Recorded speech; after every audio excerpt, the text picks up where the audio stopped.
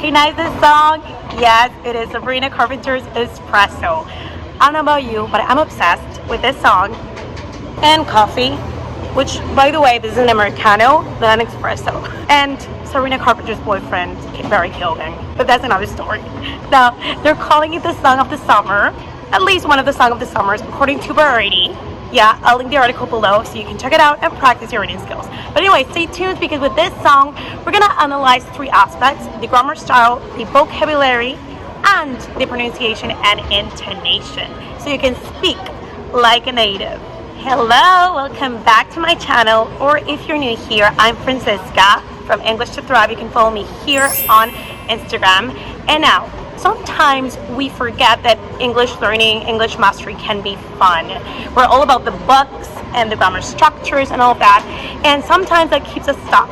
So with this song, and by the way, because of copyright, I'm not going to be sharing the whole lyrics. We are going to listen to it, and this is all allowed by Licked, which is a streaming platform in which you as a YouTube creator can put songs like this in your videos. Did you know that existed? By the way, I feel like an actual YouTuber now. So if you're a YouTube creator and you want to get this type of amazing songs, you can click the link below. You can get 14 days for free, and then you can get a discount on premium tracks like this one. As we're going to study this song section by section, I do recommend that I'm going to link the song with the lyrics on Spotify, so that as you learn these tips, you are going to listen to the song and you're going to read it with the app. Music in English has been one of my top secret ingredients to speak the way I speak. I'm a non-native English speaker and I speak like this, and it's all been because of how much I've listened to music in English. Oh my lord. Honestly, listening to music in English as much as you can is a game changer. And as an English confidence coach, it's something that I invite my students to do every single time. Now, let's have some fun. Now he's thinking about me every night. Oh, is it that sweet? I guess so. So you can sleep. When you listen to songs in English, especially songs like this one, which are like soft pop ballads, you're gonna see that they're not going to be grammatically correct per se, because they're trying to adapt to certain rhythms, to certain time constraints because of creativity. And by the way, I have a whole video on how music can teach you to speak like a native, like here. But okay, so what she says is, think about me.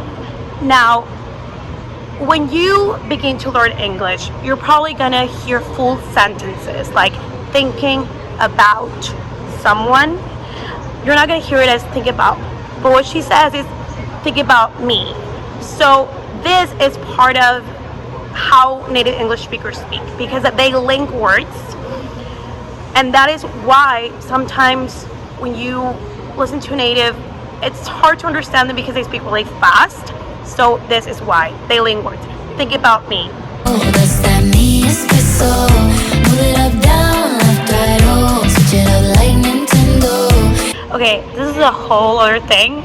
That's that me espresso. This is an article written by a journalist in which she is discussing that she asked a grammarian what this phrase all about. I'll link the article below because I found it so fascinating as a linguist myself, because honestly, it doesn't make sense grammatically. That's that me espresso. This is an article by Samantha Allen, a journalist, a linguist. The article below, you'll see that there's a discussion whether there should be a comma. Like, yeah, that's that me, comma, espresso or not. Point being that it's like she's an espresso and this guy cannot sleep because he's thinking about her and he hasn't she's like caffeine. That's what it means. A lot of artists and people in the US are using it even as a joke, or saying like, oh, I want a me espresso. Switch it up like Nintendo. So you can sleep, baby, I know. That's that me espresso. I can't relate to desperation. Might give a fucks. Are on vacation. Now, there are elements here of pronunciation, as when she says switch it up, switch it up. That's very fast, and that again is an element of linking, and as well as pronunciation, because if you have things like it up, you don't really pronounce it as like the T and the U, you pronounce it like it is an R and a U, like the switch it up, okay? And then I love how in this song she uses like nouns as verbs and verbs as nouns. Like, for example, there's this phrase that is to give up. Okay, I don't know if I'm allowed to swear or not. She's like, my give up thoughts are on vacation, which means like, I'm on vacation, I want to relax, I don't care about anything. Okay, and she uses this phrase as like a noun, which is something that's very native, like to exchange those type of like between nouns and verbs and nouns and all that. And I got this one boy, and he won't stop calling when they act this way. I know I got him. Too bad your ex don't. This is so native like. It's when they, instead of saying like the full pronoun, like, or the full them, they say I know I got him. Like, I know that he's gonna be on me, he's gonna be obsessed with me. That's what it means. I know I got him. So if you think of a sentence and you like, okay, I know I have to give this to him. I have to give this to him. They cut words a lot. They do not say the full word, especially when it's fast and when it's a song, which is why songs are really great to learn native like language. Don't do it for you. Walked in and dream came true for you. Soft skin and not perfume for you. Now, this is my favorite part of the whole song. It's so creative.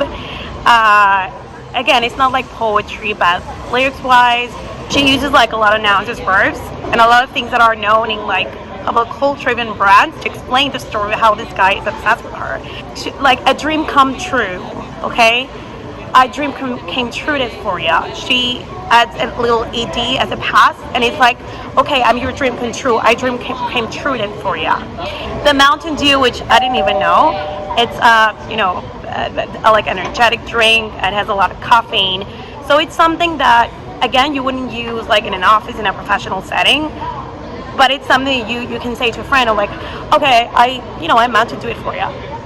I'm out to do it for you. Like, I made you lose sleep, right? It's so creative. And another thing that you should notice is that when she says for ya, she doesn't say for you. She says for ya, and that's something that as a native like speech does a lot. It's like, okay, I'll get it for you. It was I'll get it for you. It's like, I'll get it for you. And by the way, if you want to learn this sort of tips of pronunciation as well, I have a really good video in American pronunciation. You can check it out right here. And of course, the brand new, something that's like an adjective, a brand new. She made it as a verb. Like, it's brand new. I brand new it for you. Like, you're sick of this. I'm like your whole new adventure, sort of like that. Now, it's really good to every time that you listen to a song, to not just listen to it, but pay attention to the nuances and pay attention, like listen intensively to even like lyrically what they're trying to do. Now, I'm not saying that you're going to be a lyricist, but it is really good to learn English again. Every night, oh, is it that sweet? I guess so. Say you can't sleep, baby, I know that's that me espresso. Move it up, down, left, right, oh, switch it up like Nintendo. Say you can't sleep, baby, I know that's that me espresso. Holy shit. Is it that sweet? I guess so. I'm working late, 'cause I'm a singer. Oh, we look so cute, wrapped around my finger. My twisted humor, make him laugh so often. My honeybee, come and get this pollen. Now, a little like of pronunciation is that when you say cuz, when you're speaking fast like a native, you're not saying like because, you're saying like cuz. Yeah, I'm working late because I'm a singer. Or like, I'm working late because I'm an economist. I'm working late because I'm a lawyer. Pick your profession. But you would say like that, not because, but cause. You caught it. Now, of course, another important element is that with these songs, you can learn a lot of idioms, phrasal verbs, slang, and this thing of like to be wrapped around one's finger means like, okay, I got control over him. Like, I control someone. So make this habit of every time that you listen to a new song, this song or any song, is like, what new word are you hearing? Like, what new phrasal verb, what new idiom, right? Take time to analyze it, look for any unfamiliar terms. You can use resources like Merriam-Webster and word reference. I've talked about this. And by the way, if you want to learn more about English expressions, I want you to never forget them. Check this new video. It's very important that you try and understand the meaning and the context of the term inside of the song. Let's continue.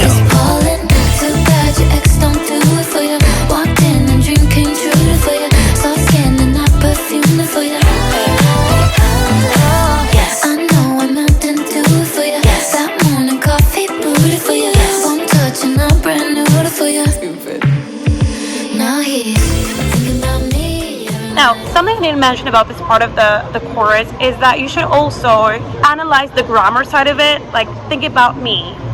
So sometimes you don't have to use the pronoun to know the tense. So let's say in this case, she uses it, he's thinking about me, but there are songs, like especially like rap songs, which by the way are excellent to accelerate fluency. It's one of the exercises that I use inside of the English Confidence Method, my signature program. But sometimes you're going to see that pronouns are not used, and that is an excellent way for you to identify the tense. In this case, think about me would be present continuous, right? An action that he's thinking about me, so he's thinking about me constantly. An action that has started and continues. Don't you think it's so refreshing to study grammar this way and not the typical traditional way in which you write sentences and you never get to speak, but you actually get to experience grammar in a fun way? Try some Nicki Minaj, some Ice Spice, challenge.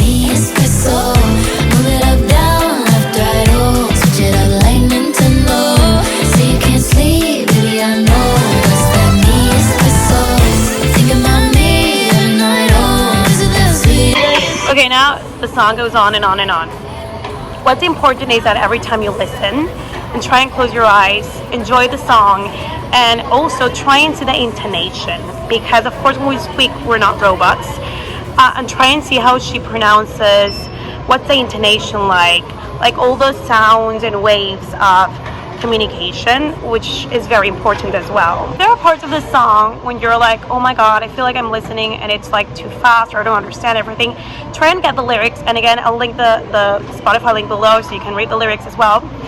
Try and read it while you listen to it and connect the sounds to the words, and this will build up your vocabulary again super fast, and this will make you also increase your listening skills so that next time that you speak with a native you can understand everything.